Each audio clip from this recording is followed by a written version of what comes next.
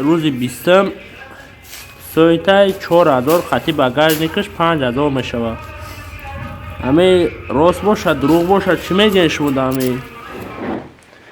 хуш омадем ба авиакасаи Ройгон Авиа. Салому гарму ҷӯшони хидмат мерасонам ба кулли мардуми банангу ба номуси Тоҷикистон.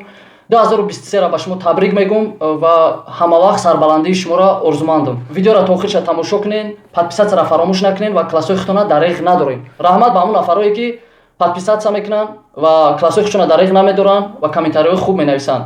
Мо дар соли 2022 дар 2 соат мондан ба 2023 ра ба 10,000 нафар расидем. Як ҷаҳон миннатдорам ва раҳмат мегӯм ба кулли подписчикои канали Ройгон Авиа. Имрӯза маълумот дар бораи авиасервисе ки мардум бениҳоят зиёд гап мезананд ки дар интернет нархи билети самолёт арзон аст. Ба шумо чӣ гуфтанем дар бораи билетҳои интернет вақте шумо харидорӣ мекунед?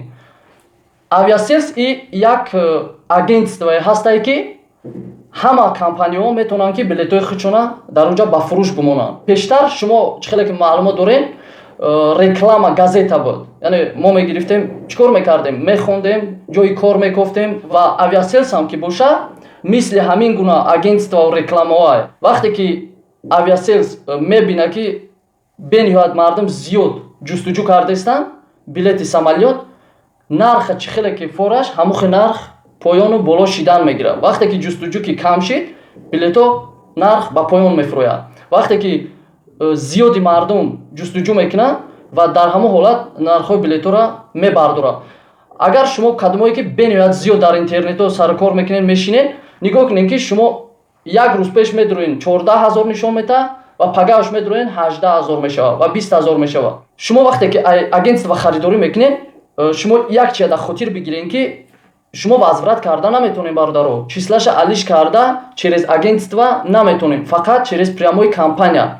Ва дар ин ҳолат шуморо бениҳоят нархи зиёд меган барои числаро иваз кардан ё ки барои возврат кардан. Прямои агентство худаш рақами телефон надорад ва ба шумо дар ҳамон ҷоро менависад ки хариду фурӯш намекунанд, фақат сенаро нишон медиҳанд ва шумо даромада ай компаниҳо харидорӣ мекунед ва бениҳоят компаниҳои зиёде ҳастанд ки ба шумо ҷавоб намедиҳанд. дар онҷо шумо занг мезанед, ҷавоб намедиҳанд. Но авиасервис худаш рақами телефон надорад ки шумо муроҷиат кунед ба авиасервис ва бисёриҳо ба хатогӣ роҳ метаҳанд ва дар инҷа 2 баробар зиёд расход мекунед. Ба кадом хотир, яъне мо видео пешкаш мекунем барои шумо. Мисол шумо занг мезанед, вақте ки нарха дар интернет мебинед, дар онҷа шуморо нарха нишон метаҳад, но намега ки прямой ресайт ё ки через пересадка. Нархи арзон ҳамавақт нишон метаҳад, но медурӯед даруни вай прямоиш дига нарх аст. Шумо мебинед 500 рубл, 1000 рубл фарқ дорад. Ва бародарои азиз, шумо як чиз ба назар бигиред ки шумо рафта ба дили пур харидорӣ мекунед ва медонед ки шумо муроҷиат мекунед ба ҳамватани худтон ва шумо аз хонатон берун набаромада такси да сум расход намекунед, метро да сум расход намекунед ва вақти худтонро сарф намекунед. Шумо дар корен занг мезанед, билети шумо тайёр аст. ин чизоро ба назар бигиред, бародарои азиз. ва ногуфтан ҳамона ки вақте ки шумо муроҷиат мекунед, ҳамавақт чӣ кор кунед? Суҳбати хуб кунед ки аз якдигар чи хафа набошед.